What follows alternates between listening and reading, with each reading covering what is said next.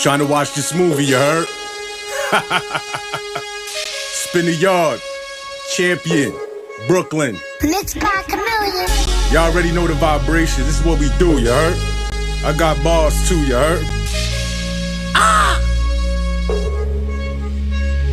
All my niggas locked down, listen up. Keep your fucking head up, cause ain't nobody on the other side gon' spare us. Lock us down and ban us from getting our bands up. So fuck it, we taking everything, now get your hands up. Box time, thought of suicide, about to hang it up. God whispered in my ear, boy, you better man up. Went a different route, came home, hit the narrow road. Coldest winter ever, heart froze, stood 10 toes. Down wildin' in the county of Kings, where the boys move, work is 9 to 5 ain't a dream. Trying to get out the projects, get straight to the cream like anyone. Jay-Z, Jordan, Tyson, Biggie, Buster, ridiculous. I am quick to rush, plenty fifths on us. 6 years for assault and 7 years for the soft. 8 whips back to back, pulling up to the court like fuck it. Coulda took 9 cause I never dime. Look at Bimmy the Rat, he been a snitch in his prime. I ain't lying, I ain't even come up with that line. My wife did while she was chefing, chicken up with the time. And ain't no nigga in the world you know thorough than this. To put locks on the game with straight bars like Kiss. They try to lay me down and shut me up cause I be fucking up they bucks. Only question for these chumps is when you gon' get off my nuts. Fuckers, spin the yard, nigga. Ha. Ha.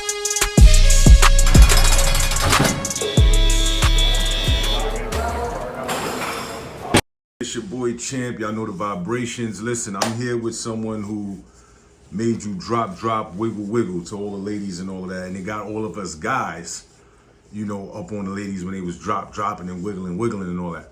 But overall, sometimes things happen in life that make us take a turn for what we consider the worst. But at the same time, it's a blessing in disguise. I'm here with the one, the only Turk. Whoa, whoa. Big hot boy. What it do? What it is? How you feeling, my boy? I'm cooling. You're looking good. You're shining, nigga. Yeah. Just cooling, man. That's all. Getting to it. Working on this album. Joseph on the way. You feel me? Why do you call it Joseph? Because, man, I could relate to the character of Joseph, you know. In the Bible.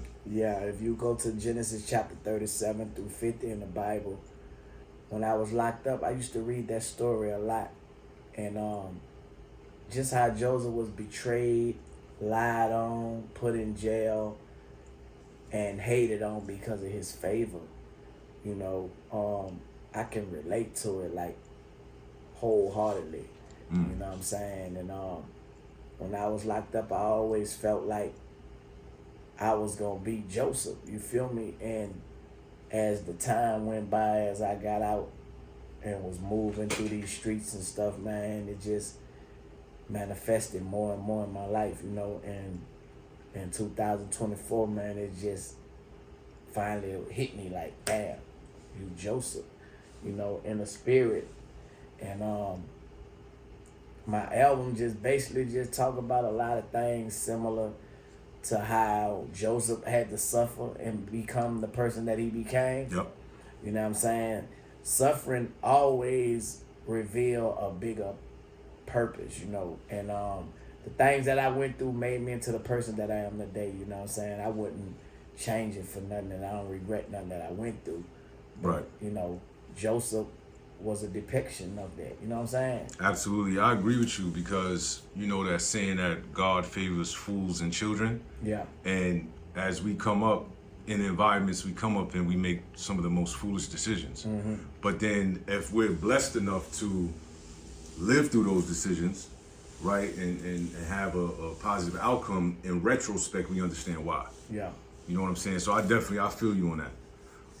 Tell us about, you know, growing up in New Orleans. I mean, like any other poverty-stricken place, you know, have its ups and its downs, you know. I grew up in the Magnolia Project. That's where I learned everything from. What ward? The third ward, Third ward. Uptown, New Orleans, 3205 South Robinson. A lot of people be trying to say they from the Magnolia, but don't have an address. You know, I moved into Magnolia when I was like 5 years old. I was born in the Melpomene Project, which is up the street from the Magnolia. You have the Calio, you have the Melphamine, and you have the Magnolia. All of those are considered the third ward. Okay. You know, and it's crazy how all those projects are so close to each other, but always used to beef. It was real bloodshed through the projects. Right. You know, but I was able to roam because of my family being in every project. I was able to go through the hallways and cuts based on, oh, that's Turk. Oh, that's Turk. You have to gang bang and none of that. Right. I ain't have to do none of that. And gang banging culture was not a culture in New Orleans. It was like more of cutthroat. Every man was for himself, you know what I'm saying? Gang banging ain't come into play until years later, man. And, you know, y'all know who's the face behind that. You know, everybody can speak. You know, Lil Wayne, BIRDMAN had a lot of influence on New Orleans from that angle of it. But as I grew up, we wasn't a part of any gang or none of that. It just was everybody for themselves. So how did BIRDMAN find you? Or was it you that found BIRDMAN? Like, how did that go? Actually, man, you know, Magnolia Shorty, God bless her soul, she used to rap with Cash Money and she was signing Cash Money. Me and Magnolia Shorty used to rap at DJs in the project together. Right. And I told her to put me in the game, put me in the car. And she just did me a favor, kept her word. She told me she was going to do it one day. Slim Baby, all of them came to the Magnolia at a DJ. I rapped to Slim. Magnolia Shorty introduced me to Slim. Slim gave me a card. Right. And basically the rest was history after that. But if it wasn't for Magnolia Shorty and it wasn't for Slim, I don't think I probably would have been with Cash Money. You know what I'm saying? Okay, so it was a thing where, so Baby and Slim already had things situated record label wise. Yeah, they already had things going. Like, to be with Cash Money, man, it was like being signed to Russell Simmons, a Def Jam or somebody. Right. You know, at the time, Cash Money was just that big independently, you know, and they always was known for Cash Money. You know, every concert that they had, it was always packed, you know, and the music just spoke for itself. You know, the artists that they had then was Lil Slim, UNLV, Miss T, you know, Lil Ivan, and, you know, a whole lot of motherfuckers, man, that we kind of like grew up on. Pimp Daddy, you know, and Manny Fresh was behind the beat. Right. So, you know what I'm saying? New Orleans was known for bounce music, but Cash Money had that bounce gangster music that separated, you know, the sound of what New Orleans was known for, jazz and bounce. Right. That gave us a whole new identity, and it was Cash Money, you know, at the time. That's dope. So how did it feel like with, you know, you got P over here, Master P, doing his No Limit thing, and then you got you guys over here doing the Cash Money thing. Obviously, it was enough space and everything for everybody to get money.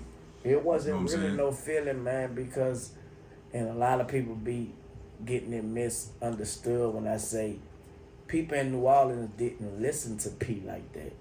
It was either Big Boy Records or Cash Money Records. Gotcha. P blew up when he went to the West Coast. When he went to Oakland and all that. You know what I'm saying?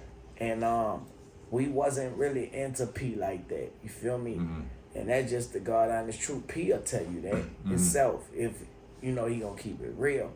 If you wasn't Cash Money Records or Big Boy Records, any, you know, local, like Take 4, you know, different local record labels that was around, then, you know, it was a lot of local rappers who were local that was popping more than Master P in New Orleans that people don't know about in the world.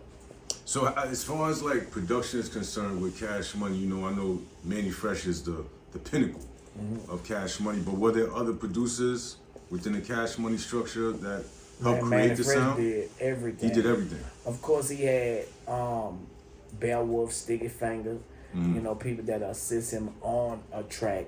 Right. Might play a guitar, might play a piano, or, you know, stuff like that. But he was the mastermind. Fresh was the executive producer. Got you.